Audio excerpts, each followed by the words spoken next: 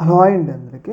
మనందరికీ తెలుసు ఆపరేషన్ సింధూర్ తర్వాత మన భారతదేశం త్రివిధ దళాల సత్తా అనేది ప్రపంచానికి తెలిసి వచ్చింది. ఎందుకు అంటే ఏదైతే పాకిస్తాన్లో ఏకకాలంలో 9 ఉగ్రవాద స్థావరాలని ధ్వంసం చేసినా కానీ మన భారతదేశానికి ఎలాంటి నష్టం జరగకుండా మన దేశంలో మన రఫేల్ జెట్లు ల్యాండ్ అయినాయి అని చెప్పేసి మనం ఇప్పటివరకు కూడా చాలా బలంగా నమ్మినాం. కాకపోతే ఇప్పటి వరకు నమ్మినది అబద్ధమా అన్న కొన్ని డౌట్లు అయితే వ్యక్తమవుతున్నాయి అన్నమాట.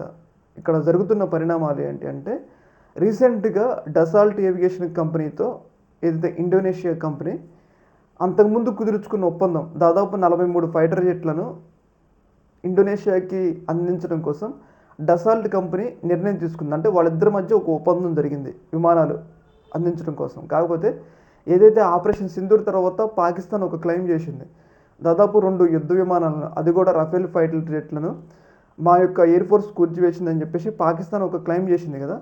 ఆ క్లెయిమ్ నిజమా అన్న అనుమానాలు అయితే వ్యక్తమవుతున్నాయి అన్నమాట. ఎందుకంటే ఏదైతే ఇండోనేషియా ప్రభుత్వం ఈ యొక్క డీల్ని పునఃసమీక్ష అంటే కొనేది లేనిది మేము కొంచెం టైం తీసుకొని చెప్తాం అన్నట్లుగా డసాల్ట్ ఏవియేషన్ కంపెనీతో చెప్పినట్లయితే వార్తలు అయితే వస్తూ ఉన్నాయి. అయితే ఇక్కడ కొన్ని డౌట్లు అయితే కొన్ని వ్యక్తమవుతున్నాయి అన్నమాట. నిజంగానే మన యొక్క ఫైటర్ జెట్లను పాకిస్తాన్కి సంబంధించిన విమానాలు కూల్చేసిన అన్న అనుమానాలు అయితే వ్యక్తమవుతున్నాయి అన్నమాట.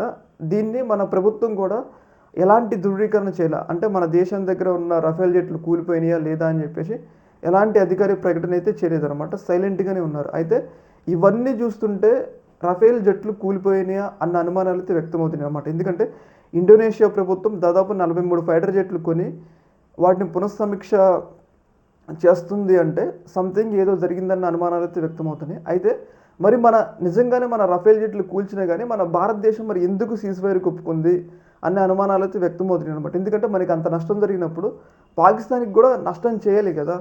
చేయాల్సినప్పుడు మనం ఎందుకు మరి అంత సైలెంట్గా ఉండి నరేంద్ర మోడీ గారు సీజ్ ఫైర్కి ఒప్పుకున్నారన్న అనుమానాలు కూడా వ్యక్తమవుతున్నాయి. ఏదేమైనా కానీ ఆపరేషన్ సింధూర్ తర్వాత మనకి ఎలాంటి నష్టం జరగలేదని చెప్పేసి ఇప్పుడైతే అనుకున్నాం. కాకపోతే జరుగుతున్న పరిణామాలు చూస్తే మన భారతదేశానికి కూడా ఎంతో కొంత నష్టం జరిగిందన్న అనుమానాలు అయితే వ్యక్తమవుతున్నాయి అన్నమాట. ఈ యొక్క అంశంలో మీ యొక్క అభిప్రాయాన్ని కింద కామెంట్ తెలియజేయండి. ఒక